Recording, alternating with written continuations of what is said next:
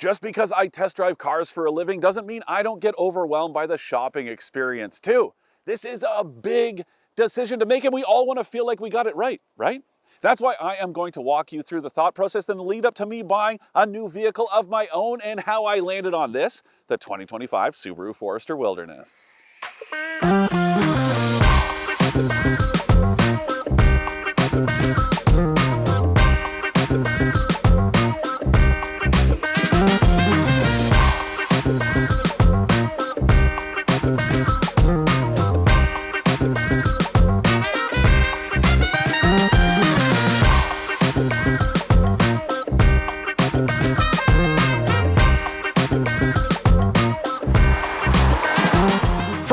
Car reviews, don't forget to share our channel and subscribe so you can catch some of this and maybe even a little of that.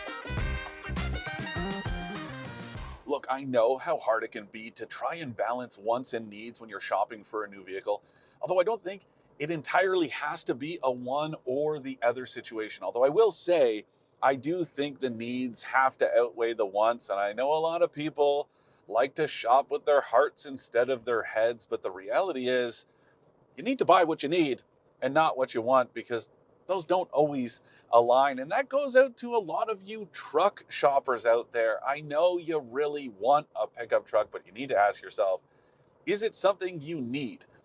Or is it actually going to make your life more difficult with higher fuel bills, less utility in the cabin than a crossover, or I don't know, something that's more sensible like a car or a minivan if you have a family? These are the things you have to consider when you are shopping for a new vehicle. And it's something that I did when I bought my Forester. But before we get into any of that stuff, I do think we should talk about the most important point, and that is budget. And I know that can be very difficult to stick with at the best of times, but especially these days when car prices are absolutely out of control. They have been since the early days of the pandemic, and they don't show any signs of really getting back down to reality anytime soon, if ever. So I know this is going to be tough, but I really do think you need to decide what you can afford and do your best to stick to that number, because it is easy to add a little bit more and a little bit more.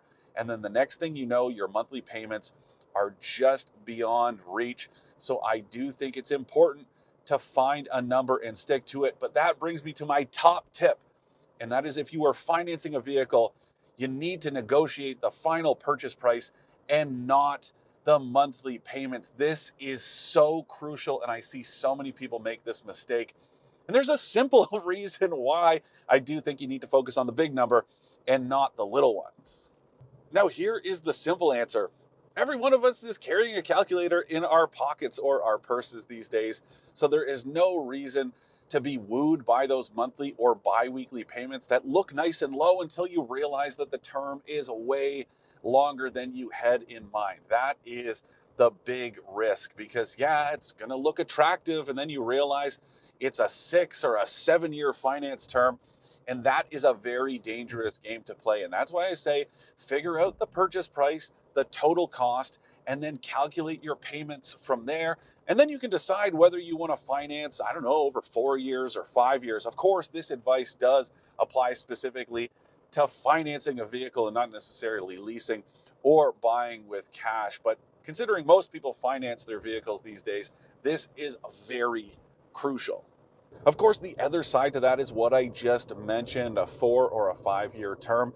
Try your best to settle on the shortest term that you can reasonably afford. You do not want to put yourself in a precarious position where your monthly payments are too high, but you also don't want to stretch that term over too long of a period. For one big reason, that would be negative equity. Basically, when you owe more on the vehicle than it's actually worth.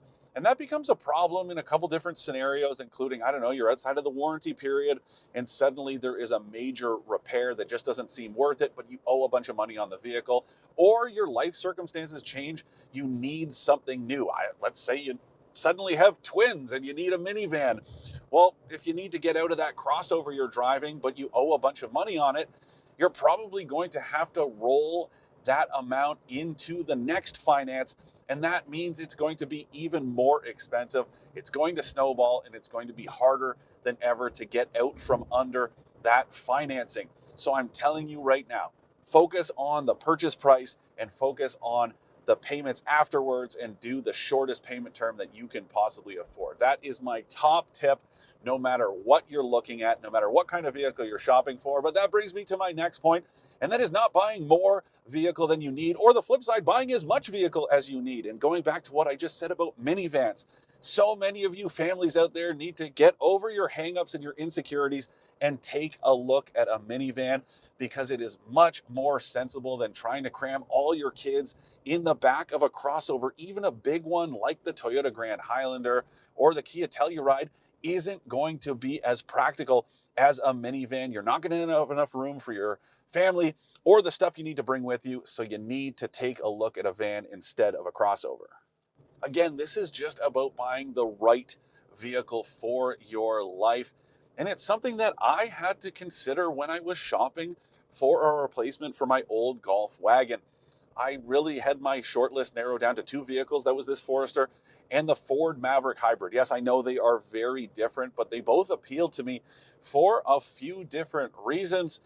But the big sell here was all the space inside, because I'm a bit of an outdoor enthusiast. I'm an avid mountain biker, and it became very important to consider that when I was shopping for something new. And yes, I know I could slap my bike rack on the back of either of them, but the big one was being able to fit the bike inside the vehicle, secure storage, because I also like to travel. I like to bring my bike with me. And the idea of having my expensive bike on the back of my vehicle over these great long distances, not only is it not great for the bike, but it means that it's a theft risk, all of that stuff. It just wasn't worth it. And without the ability to put the bike inside the Ford Maverick, means the Forester just made more sense. It also made a lot of sense when I was looking at other crossovers, because just take a look at this cabin. It is so big, so tall inside, and that was a big selling feature of the Forester that not many crossovers have. And that leads me to my next point, and it's bringing with you the stuff that you have with you all the time when you are test driving or shortlisting vehicles. That goes for you parents out there.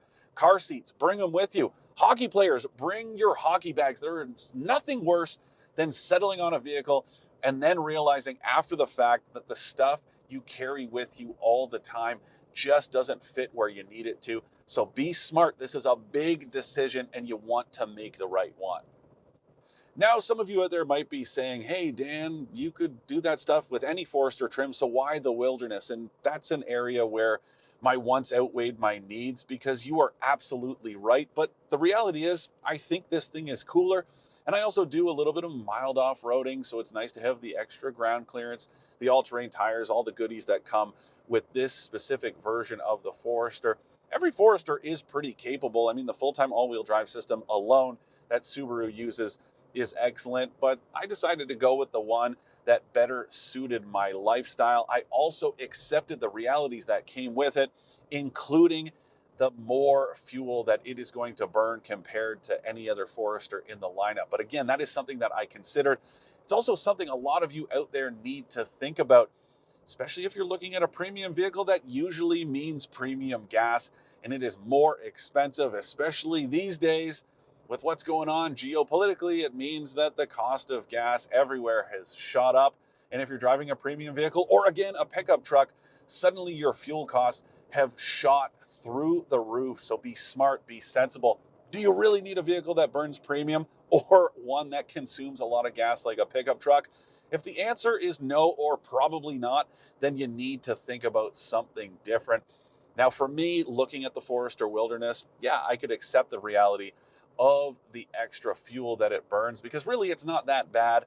I also am lucky enough that I don't drive this thing a whole lot, so I could come to terms with that fact. But if a lot of you out there are thinking differently, then it's time to think about something else. And look, not to hammer the point home too much, but if your vehicle says premium is required, that is not a negotiable. You absolutely need to put that in the tank. There are some cars out there that say it's recommended, or others like Mazda's turbocharged models that can take 87 or 93, and the difference is a little bit more power with that higher octane gas. But if you need to run it, that is an absolute must.